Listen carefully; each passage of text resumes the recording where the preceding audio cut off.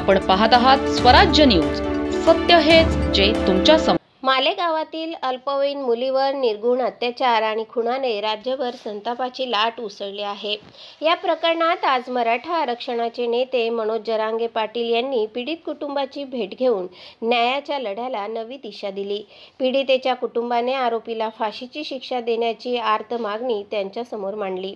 यावर जरांगे पाटलांनी मुख्यमंत्री आणि सरकारला थेट दणका देत 2 महिन्यांचा अल्टिमेटम दिला आहे। कायद्यात त्वरित दुरुस्ती करून आरोपीला फाशी द्या, अन्यथा एन्काउंटर करा, अशी कडक भूमिका त्यांनी जाहीरपणे मांडली। लाडकी लेक म्हणता, लाडकी बहीण म्हणता, तर मग न्याय द्यायलाच हवा, असा सवाल त्यांनी मुख्यमंत्री यांच्यापुढे उपस्थित केला। 2 महिन्यात न्याय न दिल्यास तुमची योग्यता संशयास्पद असल्याचे आम्ही समजू, असा इशारा त्यांनी दिला। कॅबिनेट बैठकीत तातडीने बाल लैंगिक अत्याचार कायद्यात सुधारणा करण्याची मागणीही त्यांनी केली। या प्रकरणासाठी प्रसिद्ध फौजदारी तज्ज्ञ उज्ज्वल निकम यांची सरकारी वकील म्हणून नियुक्ती व्हावी, अशी त्यांची मागणी आहे।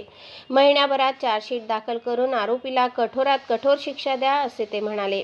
पीडित कुटुंबाच्या मागण्या लेखी स्वरूपात तयार करून त्या मुख्यमंत्री कार्यालयाकडे पाठविण्यात येणार आहेत।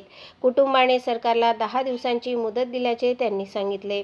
11व्या दिवशी जर मला बोलावले तर मी स्वतः या कुटुंबासाठी रस्त्यावर उतरायला तयार आहे, अशी भावनिक प्रतिक्रिया त्यांनी दिली। न्याय मिळेपर्यंत संघर्ष सुरूच राहील, असा निर्धार त्यांनी व्यक्त केला।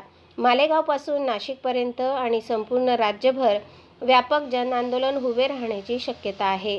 राज्य सरकारवर वाढत चाललेला दबाव आता निर्णायक टप्प्यात पोहोचलेला आहे। या प्रकरणात तातडीची कारवाई झाली नाही तर राज्यव्यापी बंद पाळण्याची घोषणा त्यांनी स्पष्ट शब्दात केली। न्यायासाठी मी सदैव तयार आहे, असा विश्वास त्यांनी पीडित कुटुंबाला दिला। या घटनेने पुन्हा एकदा महिला सुरक्षेचा प्रश्न ऐरणीवर आला आहे। आता राज्य सरकार पुढील पाऊल काय टाकते, याकडे संपूर्ण महाराष्ट्राचे लक्ष लागले आहे। स्वराज्य न्यूज, सत्य हेच जे तुमच्या समोर।